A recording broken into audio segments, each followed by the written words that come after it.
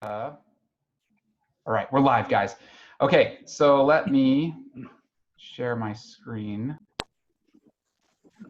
That's not it. Well, that's it. That's not it.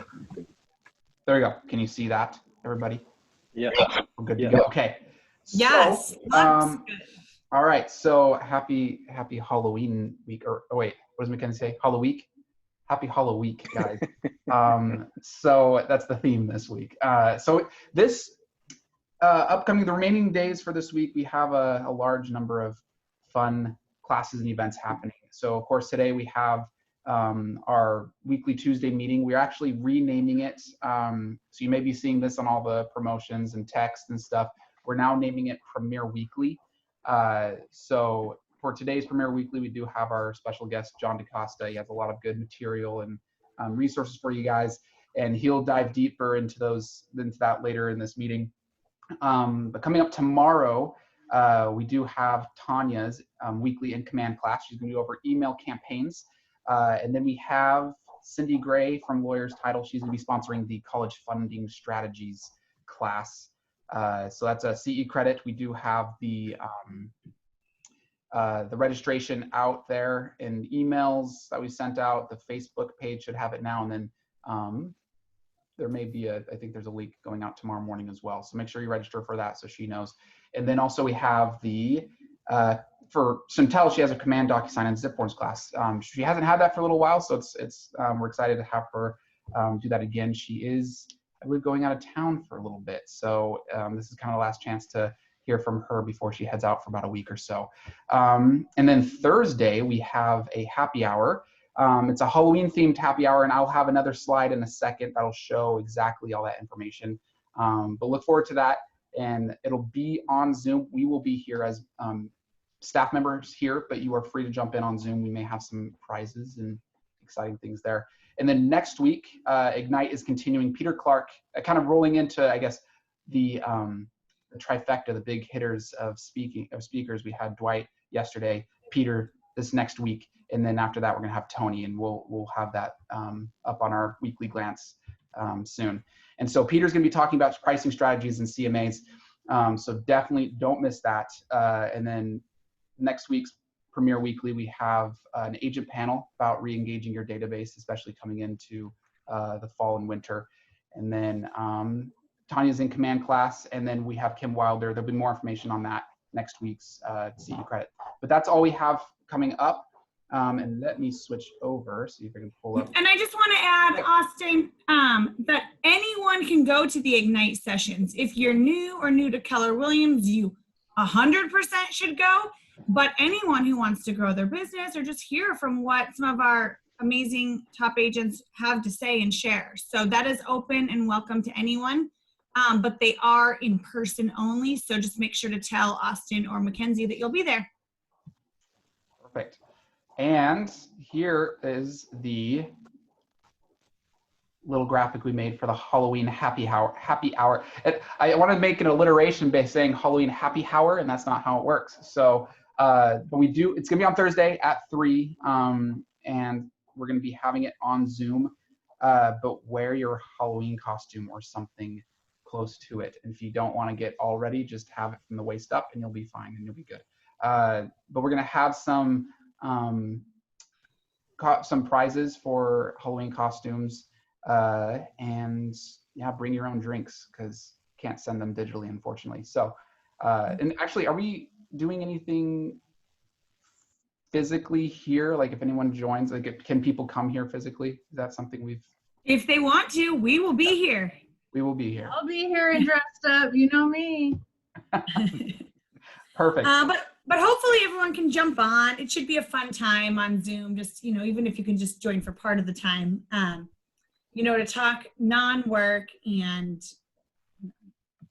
see everyone's silly costumes, since we can't go very many other places in costumes. So thank you, Austin. Mm-hmm. So now let's get to our wonderful guest speaker for today. So we have John DeCosta, one of our luxury agents here in our office, for some of you new agents, and he is going to share with us a lot of his knowledge. He has so much like economic and financial and numbers experience. That's really his expertise. And today we're going to talk about it in the context of getting business, right? Sounds good. Thanks, John. Take it away. I have an outline, Austin, if you want to put that up. Is that the Word document? Is that the one you're talking about? Yes. Yeah. Okay. It just kind of gives an outline. What we're looking at, we have the historic low inventory. Okay. That can be problematic because as I look at the market, and please chime in, anybody that has good stuff. Looks like the top agents are really getting a bigger piece of the pie. So finding listings today, I mean, we're looking at about a 1 month supply. 6 to 7 months is considered normal. So we're in an acute situation. So I was talking with Dwight earlier today, and what we need to talk about today is where do you get listings? You know, for the agent that has not got their pipeline full, where are you going to get them? My thoughts are, make sure your tools are in order, because when you reach out to help somebody and they say yes, are you ready? Do you have your presentations ready and your zip forms are preloaded? So that's my first thing, is make sure you're ready when you reach out and someone says, I'll list my house with you. You know, be ready to perform. Okay, so today we have limited opportunities for open houses. Open houses are great for people that are new in the business, and they're great for everybody, but right now I think we're pretty limited. And is anybody currently doing much in open houses with the COVID and all that stuff? Are we trying? Peter's doing it? A lot of our new agents are doing them every weekend. Good. And hopefully the results are there, because that's always been historically a great spot. Expireds are also a great spot, but when you don't have very many listings and then they're all selling, there's not very many expireds that are good listings. And that's the other thing we talk about. You don't need just listings, you need quality listings that are going to sell. So you can chase the old expireds. I always, you know, for all of us, you go to your sphere. Who do you know? You know, who do you know? Reach out. My best place where I spend my time is I call my old clients. I have a list of the last 5 years, buyers and sellers and their contact information. And I just sit, well, this is my room, and just chat with old people. You've been in the house a year, you've been in the house 2 years, 3 years, how's it going? You know, always bring something for them. You know, have a handyman, have a painter, have a landscaper. Your people have needs, but when they ask you for something, provide it immediately. That's how you get them to be your raving fans. Okay. And then online, everybody's doing online, I would suspect, your SEO stuff, your leads. But since all the realtors are doing it, you're not likely to be setting the world on fire, totally relying on your website. It's helpful. It's where everybody goes to check you out. So those are your targets. Today, I'm going to target, what do you do when you block out some time and you go to, like, my list, my 5-year clients, you know, and you dial them up and you go, hi, Bob, this is John. I need listings. No, how do you get it going? Okay. First of all, and I put it in my outline, first of all, buy your spouse a bouquet of flowers. That's why we do real estate, to take care of our families. And when you start reaching out for new customers, you're taking time away from your family. So make sure your family knows why you work your crazy real estate schedule. So that's always a good one. You can call anybody, and I'm going to look at my first script. My office is in great need for quality listings in your neighborhood. I know you're a community leader and I'm looking for your help. When you reach out to somebody, tell them why you called.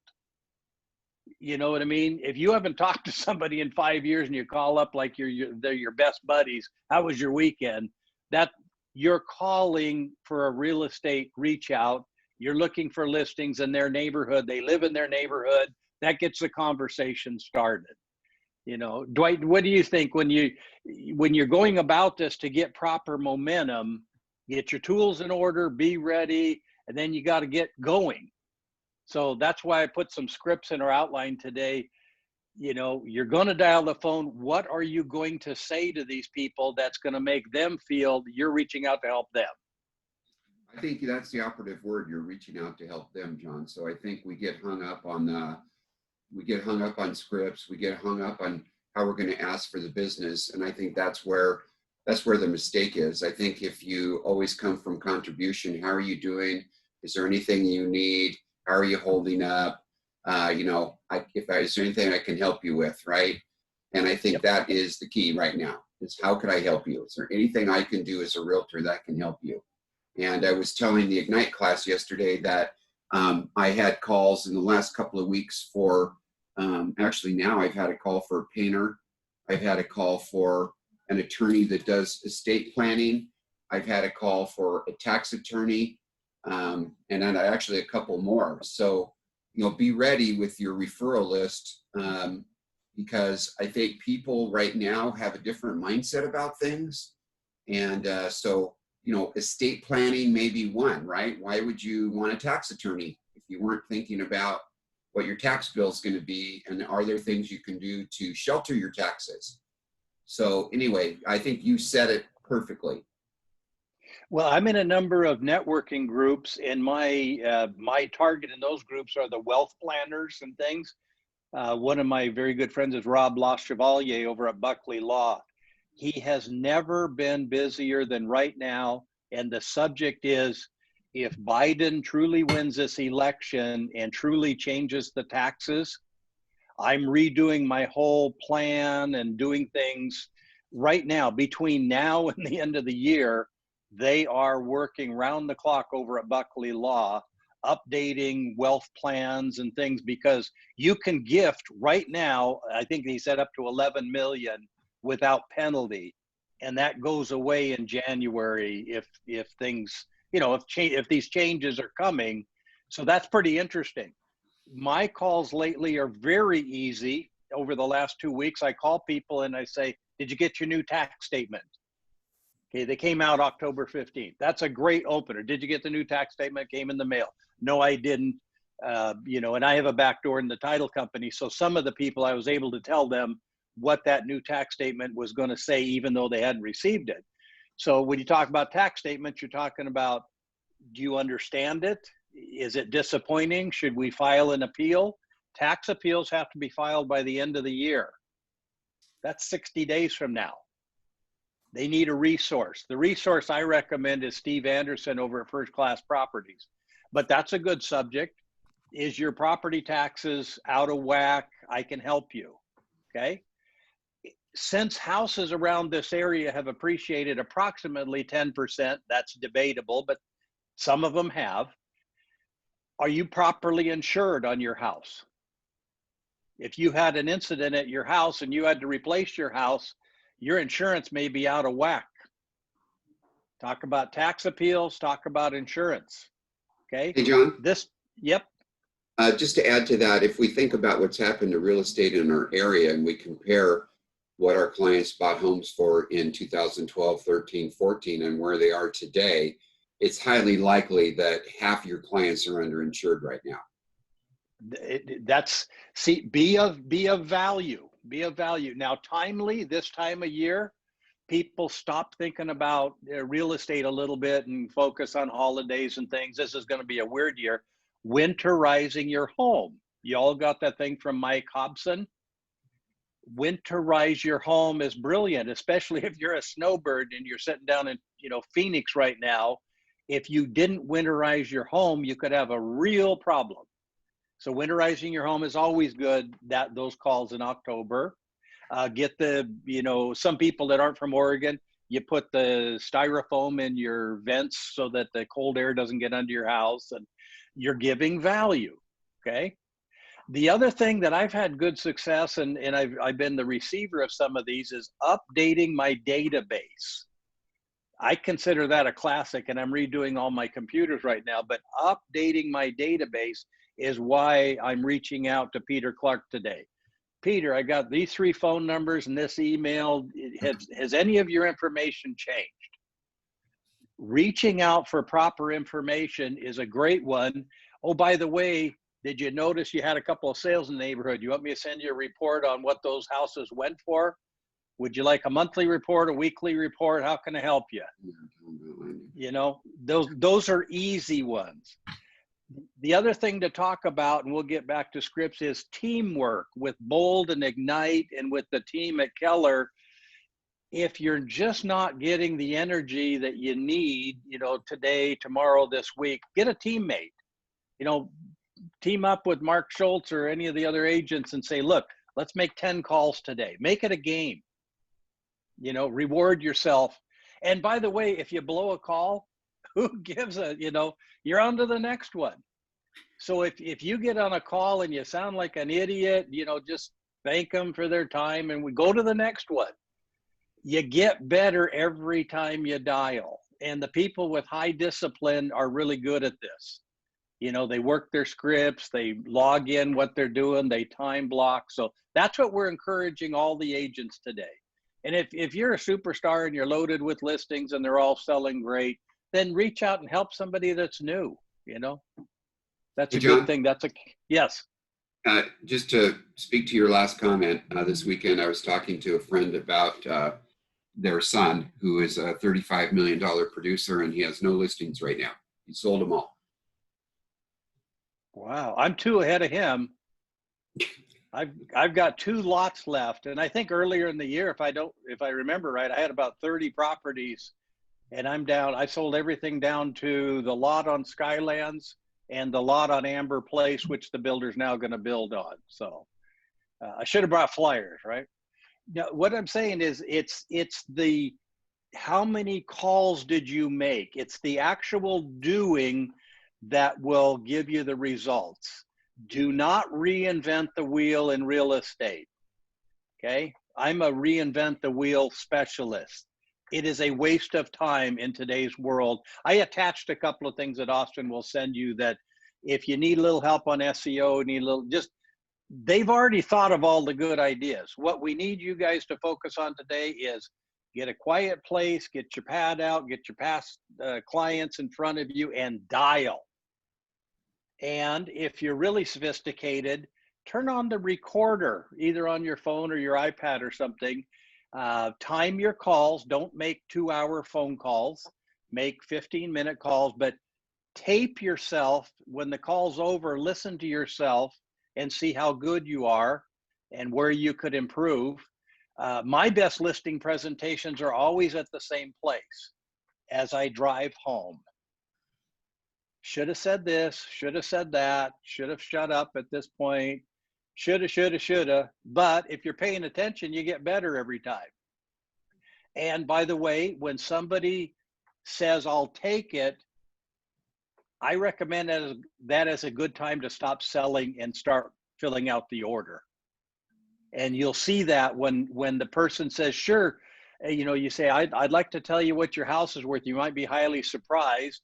And we've got all kinds of reasons to kind of get people thinking about real estate. One of my scripts is, we've got some new developments coming in your area. Would you like to hear about them? Well, who would say no? You know, so if you know your market and you know there's a new subdivision coming up in your market, can be whatever you choose, like all of Lake Oswego, all, you know, whatever. But when you start telling people, would you like to see what the next year's listings are looking like? Of course, they're going to say yes. And, you know, you've struck some mutuality. You're not demanding of them any more than you're giving to them. So let's look at another one, like a local topic. You know, if you're in a conversation, somebody the other day I was talking with said, I'm sure going to miss Saturday market at Millennium Park. And I thought, yeah, now we're talking local topics, you know, Saturday market, something you share with everybody, or, you know, in today's pandemic, it's like, how's your homeschooling going? And I don't know if you guys remember Bill Connerly, my neighbor, who's the economist, said his next door neighbor's a school teacher. And he asked her how it's going. He said, well, they had to break up 2 fights and the teacher was twice caught drunk. But other than that, we're doing great. Homeschooling's it's a mutual topic. you know, and right now I'm listing 2 houses where they're homeschooling. We had to get them in their new house because your house is not sellable while you're homeschooling with little tables and things pinned to the walls and stuff. That's not, I can't get you full value. So that's a good topic. You know, if somebody says, you've got to sell my house, and both of us work from home and we're homeschooling 4 kids, you have to price it for that presentation.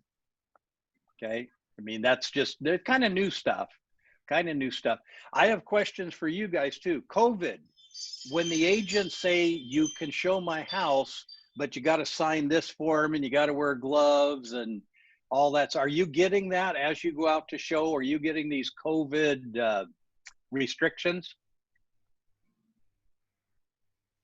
Peter, you getting, I mean, are you, like when you show a house, you just show it and no big deal, or is it a little bit laborious right now? Well, I don't show houses very often, but on our listings and stuff, and when we're going to do presentations, mask at the front door, and 80% of the time after you're through the door, we sit far apart, but nobody wears, and everybody's comfortable without it. So it's not a major impact right now. Just has to be addressed up front.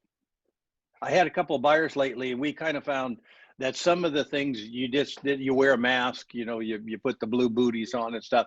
But I know Maureen Bonfilio at hers, it was interesting. All the doors were open, all of the cabinet things were open because they didn't want me or my buyers to touch anything. That's kind of weird. You walk into a house and all the doors are open and the lights were on, and that was kind of interesting. But her client was very much COVID focused. So interesting times. Anybody that you talk with, another time, if you go through some of my scripts, is your company hiring? You know, just an interesting, no, my company is not hiring, or yes, they're hiring. Will they be bringing anybody to the Lake Oswego market? You know, one question leads to the next question. Okay. You guys have computer programs available. Some are like Nextdoor. You can learn a lot about your neighborhood by using Nextdoor, obviously Facebook and all the other ones. We have a lot of realtors, and we'll get a little consensus here. Is this online stuff that we keep getting sold and introduced to, is it working? Or is it taking up your whole day? You know, like, are you blogging all morning? And because my recommendation is the telephone is still your best tool. You know, sending out gazillions of online stuff it's not bad, and you should hire it out. You shouldn't be doing it yourself. But if you're talking to somebody, you're in good shape. In my world, if I'm sitting at a table with paperwork on the table, I'm in the right place, whether it be listing paperwork or sale paperwork. If I'm somewhere and there's no paperwork, I'm in the wrong place. I did the wrong thing yesterday. I need to be with my paperwork that somebody might sign and pay me. So that's my goal, you know, asking. And by the way, when do you ask for the order? When you sell a house, you make sure to tell the people, here's your keys. They're magic keys. And I will be following up so that, you know, I can keep my business going, and tell the people I'm going to follow up with you. When you take a listing, you are one of the people I'm going to reach out to potential buyers. You're the seller, but I'm going to reach out to you and to everybody else for buyers. And after you close on your new house, I'm going to reach out and ask you for referrals. Do you feel comfortable giving me a referral? You know, you just bought a house from me. Did I do well? Or can you give me constructive criticism? Because I'm going to call you. And then later when you call them, they say, oh, you said you were going to call me and you did. And I know what you're looking for. You're looking for business. Because I know when they hire Dwight or Peter or me or any of the people, you are focused on getting buyers and sellers together. That's my focus. I'm very interested in your kids' soccer schedule, but I sell houses. That's what I do. We have a lot of information. So studies, Like there was a graphic I sent Austin earlier. Where do the people coming to Oregon come from? And all kinds of cool graphics. Those are always kind of neat. You know, if you sitting around with nothing much to do and you got a cool graphic and you fire it off to 20 people, just saying, thought I would share. And it shows the people coming to Oregon are coming from different places. Yeah, this is the stuff. It's all free, guys. Most everything I do is free. I do pay for things, but the free stuff. So there's an interesting thing. And if you send it to like 20 people just out of the blue with a headline that thought of you, thought to share, found this interesting. Now, when you call them, they say, yeah, you sent me something. What was that? There it is right there, Austin, most undersupplied states. Look at Oregon. We're the most undersupplied state. We have a mayor in Portland that says housing affordability is a crisis, and he thinks we're going to solve it. We're not solving affordability at all. We are a market that's low on listings. And if you guys get out there in front of the people, because it's fun, by the way, you know, talking to people is actually kind of fun. You know what Hey, I John, mean? can I interrupt? Sure. Austin, would you go back up there where it says average stay? We talked about this in Ignite yesterday. Scroll back the other way where you were coming from. Right, a little more. There. Average stay 6 years. So we did talk about that as a strategy, John. Maybe you could share your thoughts on how you target people based on how long they've been in a home. Oh, absolutely. That's why I go to your past transactions. These are the people you know. And Dwight, you and I have been through markets where I like to call people and kid them. So I'll call somebody and I say, this is your 3-year warning. Since the average family moves every 3 years, I thought I better call today. But see what's happening here? They're staying in the houses considerably longer. Here's my topics about that as far as Oregon. Many of my clients are anxious to move. They have nowhere to move to. There's no new developments in Lake Oswego to speak of. There's no new golf courses being built. That their house is okay. And what happens then? Remodeling. A lot of people are remodeling today for the simple reason that they prefer to buy a new house. We just don't have much. So when I'm reaching out for listings, you know, there's such a backlog of buyers, and you can tell anybody, if you list your house today, it's the easiest time to catch a big price that I've ever seen. I've been doing this 42 years. So what would be your recommendations when our agents are in these conversations with sellers and they say, or potential sellers that want to sell but are afraid, well, where am I going to move? That's a big topic. Okay, let's take it. When you're on the call, have your scripts in front of you so that you don't have a pregnant pause in the conversation where you're trying to think of something to say. Have your scripts right in front of you on your billboard, you know, so that you don't get bogged down and you don't get nervous. By the way, when you're on a call, and I'm on a call right now, you get nervous. And the people that you're communicating with can tell. So talk slower, you know, and at a listing appointment, if you can get them to talk more than you win. If you're at a listing appointment and you pull out your 3-ring binder and you tell them how cool you are, and then you come to the realization at some point they haven't talked yet, you're not on a winning streak. That's why the people that ask questions that then they, you know, like a question you called alternative a choice. Would you like me to list your house in the morning, or would this afternoon be better? It doesn't matter what they answer, you win. So if your skills are really good, you will be asking questions that if they say left, you win. If they say right, you win. If you say up, you want to be controlling things without them knowing that, you know, that you've done this 15 times already today. And that's what my recommendation is, start loving your phone. It can pay huge dividends in confidence and deals. And if you're afraid, if you find out it's 4:30 in the afternoon and you haven't made a call today, a reach out call today, and the same thing with the drive-bys. What do you guys, there's a word for it, pop buys. If you have stuff in your car and you're going down the cruiseway, pop into Buckley Lawn and leave them a bottle of wine or something. Just do things that put you in front of somebody. In your trunk, you should have carbon monoxide detectors, smoke alarms, because you're going to need them. You know, when you're trying to close a deal and the seller has to run down to Home Depot and they get the wrong ones. Take $200 and put them in your trunk, and be the person that always, you know, that a problem pops up, you solve it.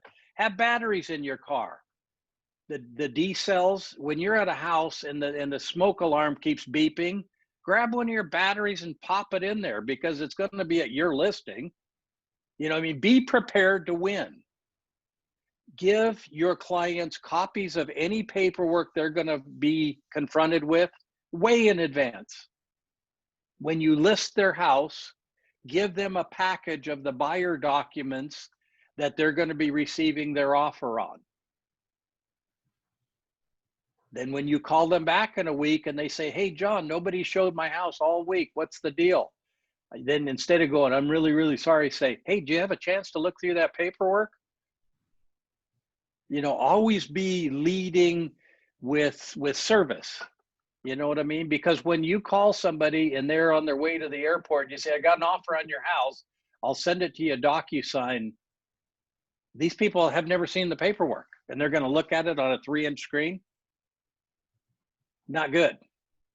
Not good. Those are some of the ideas I'm saying. You know, pick up the phone, it's your friend, they're not scripts. You can read it, but what comes out of your mouth will not be verbatim what's on the wall. That's not how people operate. But as I do my best listing appointments on the drive home, make sure you do your best listing appointments while you're in front of the people. Great tips. Practice on your way over. Any questions, or who's making so much dough they got to get some tax shelters? It's that kind of year. That would be you, John. No, I had a regular, I expected to make half this year as what I made last year. That was my goal. And my goal this year was to do, I attend some colleges while I'm not doing real estate. And so I had a lot of stuff that I was going to do this year. And I ended up making more money this year than last year, but it was because of being, you know, like the clients that called me were ready to go. I don't think I showed anybody 5 houses. They called and said, I want to buy the blue one on the corner, and I was ready to go. So it ended up being a pretty good year. So is everybody's goals higher now? Are you trying to do, is everybody going to finish the year off, you know, in good shape? We're getting lots of emails saying, you know, finish the year and then roll into the next year. So is that what you guys are doing and thinking about? Okay, I think it's great. I mean, give us the numbers. Did we kick ass again this year? As a company, yes. Yeah. Yeah, Keller Williams just had their biggest month in history as a company, as a national company, and then our market center, we grossed $1.9 million in agent commissions last month. That was a monster month. $1.9 million our agents earned. Wow. John, can I ask you, when do you start planning for next year?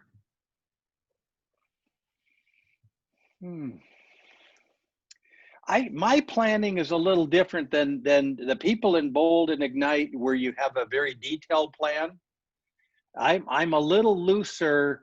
I look at real estate as a way to make my income number. So my planning is kind of like, I think this year I had a 0 in February, and that was kind of weird, a 0 month. So then I ramped up, but my plans aren't like detailed plans. And I know the Keller tools would help me a lot. I just have a lot in my life. in the sense that, and I follow politics just a little bit. So my world is not completely filled up with real estate anymore. So, but I do panic on a quarterly basis if I need to make X, and my X is if I can make 100,000 a quarter, then all of my bills and stuff are paid, and I'm with a big smile. And when I'm below that, then I sort of go back to the basics and start dialing, And I am to the point, I'll share with you guys, the weekend opens at the new homes, which I've done for a long time. I really don't want to do that anymore. I've met enough people. I just need to call them back. When So the give new those homes, to new agents or any agents that want to do them. well, that's what is good about Keller for the people on this call that are new.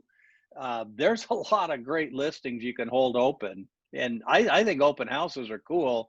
I just my weekends are not quite as available as they used to be. Let's talk But about. Go ahead.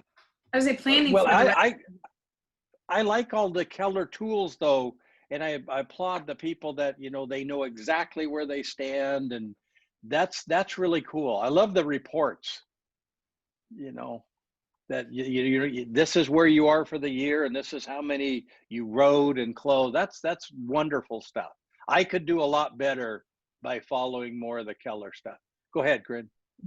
I was going to say, what do you suggest to, next week is November already. So we have November and December to finish off this year. We have an election, the holidays, our typical Oregon seasonality on top of the inventory. So what are some of your suggestions or tips to do during this holiday season?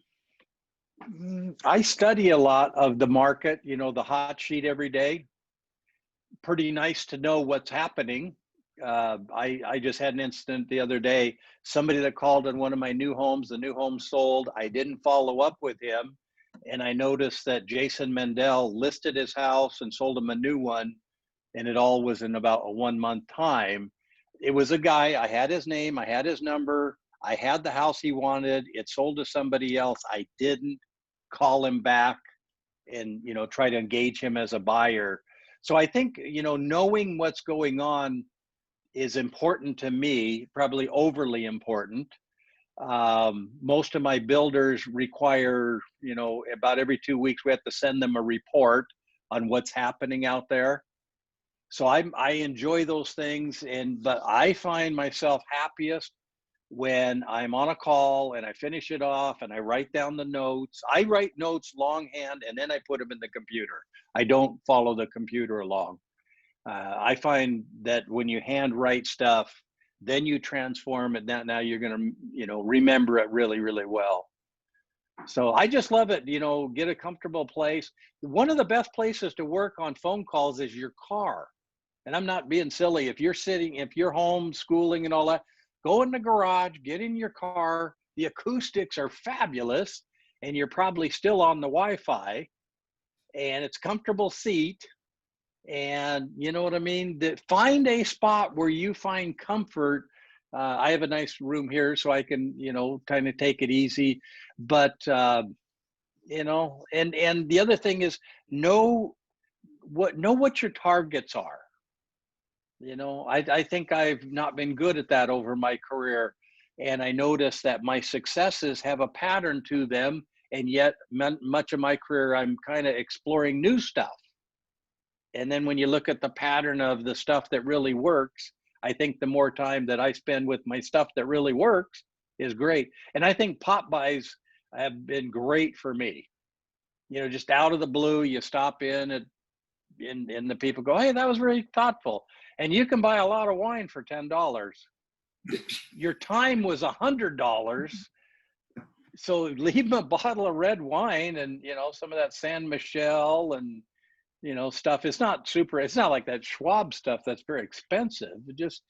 Just thoughtful, just thoughtful. I'll share one with you guys. I learned in life by being around some pretty cool people.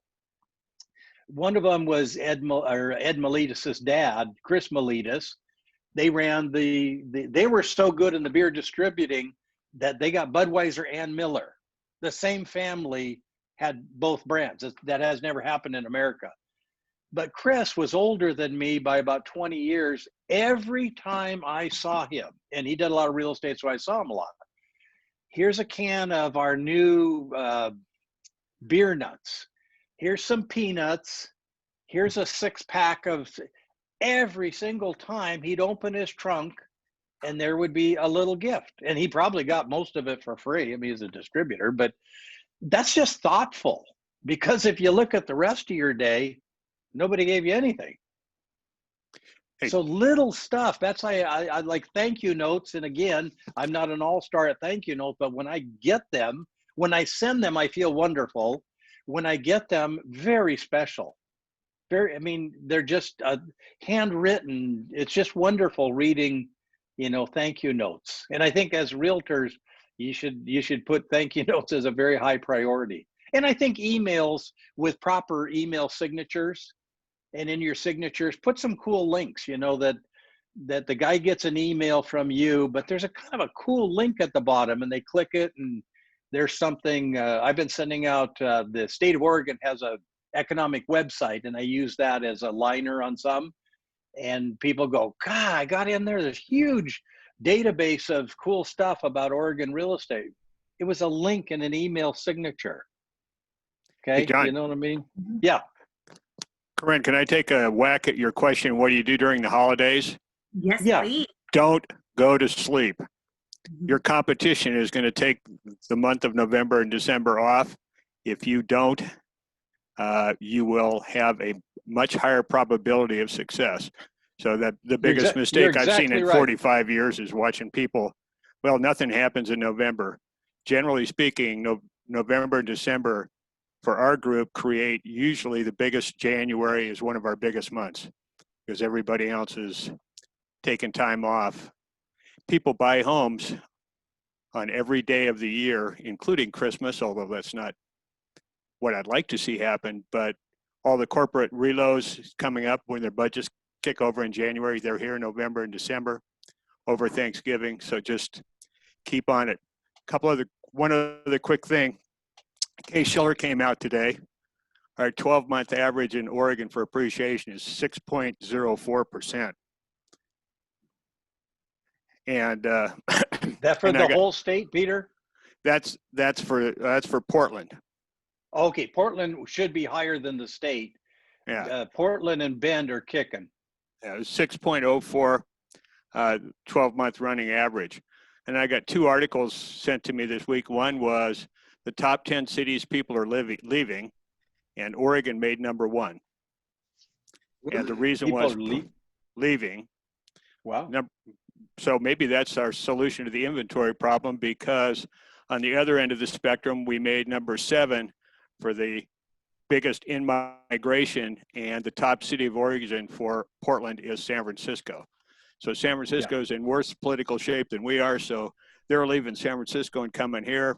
A lot of people are leaving Portland. The way I look at it, urban people are moving to the burbs are moving to the country, and the country people are moving out of state. So that sounds like a lot of real estate activity to me. keep your ear to the ground. We went on 12 listing presentations in 2 weeks, and 10 of the 12 people were leaving the state. Wow. And their reason was variations of lack of leadership and the politics and the civil unrest, and the fact that, in their opinion, nobody's doing anything about it. It's not a political statement. It's just what they related to us. Right. So it's kind of interesting where they're going.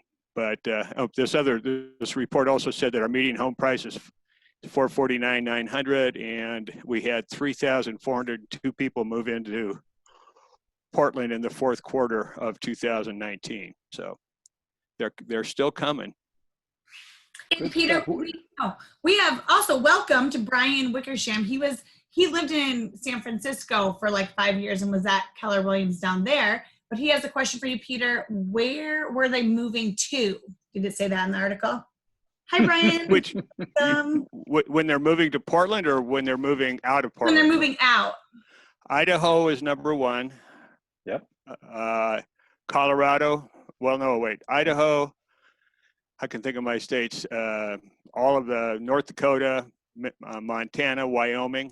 but primarily Idaho is the number one. And we had one guy move into Iowa to go farm or something, but that was a family thing. But everybody else was. I'll just speak to that for a moment. So we're on the regional calls, right? And each month they review the profitability and the growth and all the numbers of the various market centers. We have 35 market centers in Oregon, Washington, Idaho, and Alaska. And East Idaho has come from nowhere to be in the top 2, 3, 4 of the metrics. They are just crushing it in East Idaho. Wow. And so are the prices are going up pretty quickly over there as well. Yeah, Corinne, your question about the year end, Peter, you said it very well. We're putting a couple of properties on the market that the people wanted to wait till January. That's not a good strategy because in November and December, serious people are looking. January, you know, it's a little more crowded. So if you get your house on and ready for November, the other thing is use COVID. I mean, there's less showings to get your house sold than the old days. One of the scripts that we always use is, you know, when somebody says, I think I'll wait till spring, and you can say, well, yeah, there are fewer buyers, but they're more serious. So let me ask you a question. Unless you were a serious buyer, would you be out looking for a house on Thanksgiving or Christmas? Precisely. Yeah. Precisely. Never had anybody answer yes. When people want to overprice, because with all this activity and shortness of supply, the last topic that I'd like to discuss is overpricing. What a great chance for a seller to grab a big price. So I want to start at some number, and then if it doesn't happen, I will, you know, get back to reality. Is that a good strategy? And we can kind of chat about it. Not really. If the average house is selling today in what, about 20 days, the ones that sell, and if you price it below the market or at the market, you might even get multiple offers. If you overprice it, you're just helping your neighbors. I mean, overpricing is followed by following the market down. It's a tragedy. And so the line I use is I'm not, you know, the house is worth $899 and he wants to list at $949. And I go, wow, I had, you know, I'm not that big a risk taker. And he's thinking, well, if I put it at $899, I might be leaving money on the table. I want to start higher to make sure I don't leave money on the table. The problem is if you start higher and you don't get it, you're never going to get $899. Market, you can't set the odometer back. So overpricing is a very risky strategy given how the buyers treat sellers who overpriced. Any comments, anybody? Chris, do you like overpriced listings? If nobody else jumps in. John, I agree with you 100% in a normal market, but I would also say that within a range. So let's just say we're not in your market, but we're in Milwaukee, and the range is 425 to 450. Yes. Or we did a little house on Main Street in Beaverton, and we put the price range of 325 to 350. Every realtor that came through said we were out of our minds. Yep. And then 4 days later, it was sold at the higher price. So you have to go market by market, and you have to look at not only the inventory, but the how fast things are selling. So if they've got no homes and everything's selling quickly, you have the opportunity to try at the top, because our goal is to get the most money in your pocket. It also helps procure the listing in a competitive environment, but with the caveat that we also know everything that's going on. We know how many people are looking on RMLS, on Zillow, on Realtor.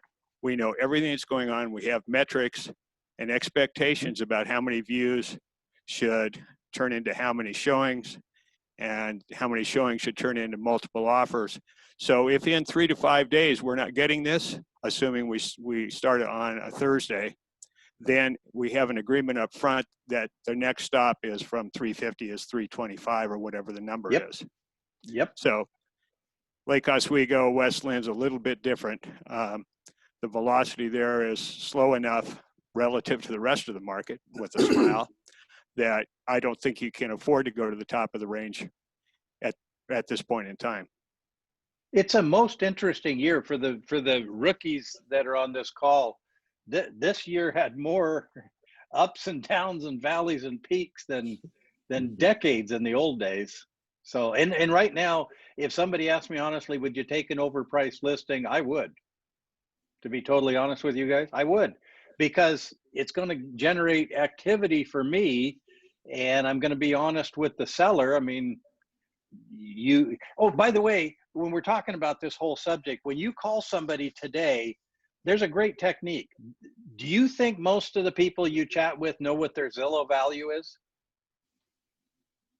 And do you think about half of them know what their tax assessed value is?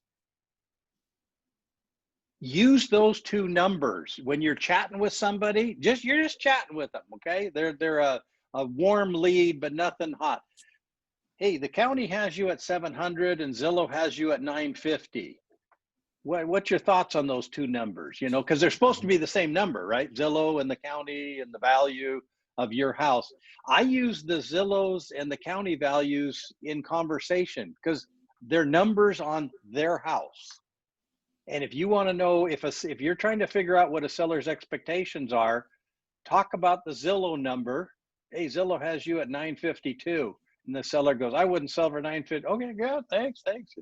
But the county has you at 650. So, you know, those are two numbers. If you allude to those two numbers, it's interesting conversation because the county is obligated to be accurate. And so is Zillow.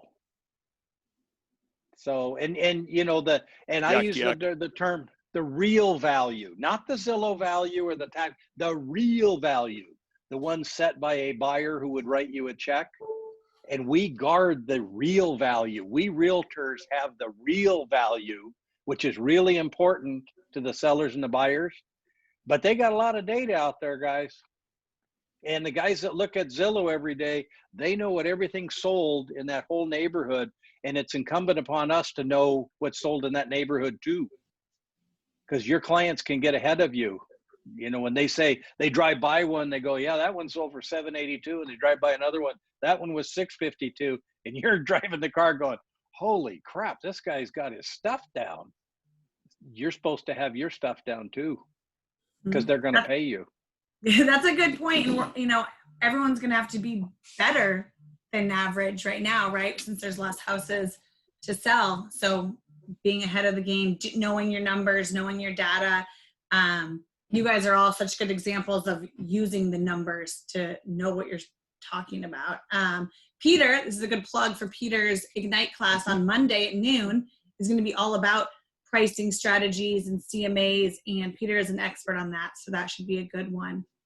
It's not even an official Ignite topic. We just added it in because it's so good. So we'll just make you money. That's our goal, Peter. Yes. And John, so many good topics today. Does anyone have any questions since we just have a couple minutes left? I do. John, do you use Proxio? That's that thing where the international coordination with realtors. I get their emails. I have not ventured. I'm actually trying to cut down on stuff. I unsubscribe to a lot just to keep my world uncluttered. And Proxio, I may have unsubscribed. Anybody, is it working for you? Would you use it if I told you that we just signed a contract with them so that it's available to everyone? Sure. If you guys worked at other companies and then found out about all these Keller tools, these Keller tools are amazing. And any realtor that's flying off to seminars to learn about the new tools, just talk to Dwight and the staff. The tools are all, use the tools through Keller. Don't spend all your money chasing rainbows. You know, I just had a last thought on my, refis. Whenever you're in a conversation and you're the realtor, how's your mortgage? What do you mean, how's my mortgage? Do you know there's 2.6% money out there How's your mortgage? Have you thought about refining? Do you know how many people have stupid loans on their house? And if you're the realtor that suggests they either move or refi, I can get you. You don't want to refi. You want to go have me buy you a new house. Get a nice fresh loan at about 2.7%. You're currently paying 4%. Hey, John. You know? Yeah. I just had a client that refinanced their primary residence and lowered their rate from 4 1/4 to 2 5/8. Borrowed more because they kept their payment the same, but pulled out 100 and some thousand, and then bought a condo in Bend. Beautiful. Now that money was tax-free coming out too. That's right. That's beautiful. I think the refi and the insurance questions that I get and you guys get are, you're giving service, you know, because these people hear about stuff. Now, do you guys, when I look at some of the loans, I look at the closings and then I go click them on My First Am to see what kind of loan they took. There's still people paying over 4% to get loans. They must have bad credit or something. I'm always surprised when I look up a loan and they're super low. You're seeing the variables at 1.9%, but I'm seeing some people buying houses that are paying 3.9 and 4.2. Brian, what's the deal there? Just credit issues or something?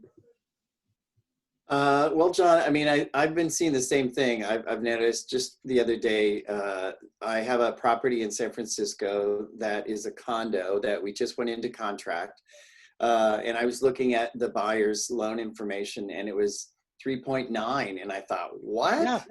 Like, why is it so high? And I think it's for, at least down there, I think it's a lot of it has just been, a lot of lenders are feeling like, you know, there's so many things going on right now. There's the elections are coming up.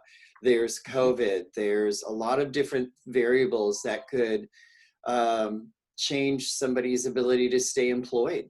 And I think what they're doing is they're just really locking in people the best they can. But it's pretty shocking to see loans up here. I mean, I had a property that I just sold not too long ago, 2.65. So, yes. And these were young kids that were referrals from San Francisco that moved up here. They work in tech. They can sit on their living room sofa all day long. That's their job. They don't even have to go into an office, and they have absolutely no idea what an amazing interest rate they just got because they're new to the game. This is their first home. So for those of us that have seen, you know, and Hey, I would like to add one more thing. So I have a client, we did a construction perm loan for him a little over a year ago at 4.5 with Umpqua. They had a really nice program. Mm-hmm. Yep. And so the home is finished. They just moved in. About 2 months ago, I got him on the path of looking to refinance it before I was even finished. And last week, they told me they locked in at Umpqua at 3% on $1.2 million loan. So they bought it expecting to pay 4.5, and it was a 30-year loan when it was done. And then they just locked in at 3, and their payment is going to go down by like $1,400 a month. Wow. $1,400 a month. That's great. Isn't that something? Amazing. Yeah. One of the things I'd like to throw out there for those who are relatively new to the business, the average mortgage rate over the last 30 years is roughly 8.6%. Yeah. And the only reason we have the current rates are because, in simple terms, is the Treasury is buying all the mortgage-backed securities, and I think their interest rate is 0.005% or somewhere in that neighborhood, which is why we're getting them that low. It's all stimulus. And everybody says it's going to go on all through next year. That's what I said in 2018 until January of 2019 when it was at 5 1/4 and the phone stopped ringing. So if you've got people who are looking, we always tell our clients, we know what we know today and we have no control over what happens tomorrow. So now would be a very good time to make a move. And I will add one more pro wisdom. I keep interrupting you. You guys have so much wisdom to share. It's great. I love it. last night, I read that the Fed, to complement Peter's point, the Fed put $1 trillion on their balance sheet last month alone. And for those of you that don't know, as Peter said, they're buying mortgages, they're buying jumbo loans, they're buying student loans, they're buying car loans, they're buying stock in companies to keep the employment up. The Fed is doing what we've never seen the Fed do before. And they added $1 trillion in a month. It took, I think they said it between 2000 and 2006, they added $1 trillion in 6 years. Now they just did it in a month. Amazing. So, Well, Dwight, think of Well, how you long it can't- took. Think how long it took, Dwight. Think how long it took you and I to make $1 trillion. Jeez.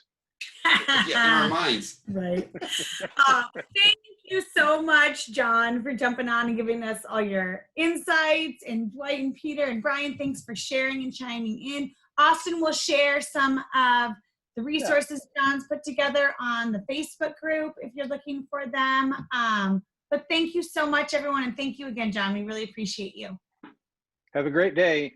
See you all on Thanks, Happy guys. Hour on Thursday. Start dialing your phones.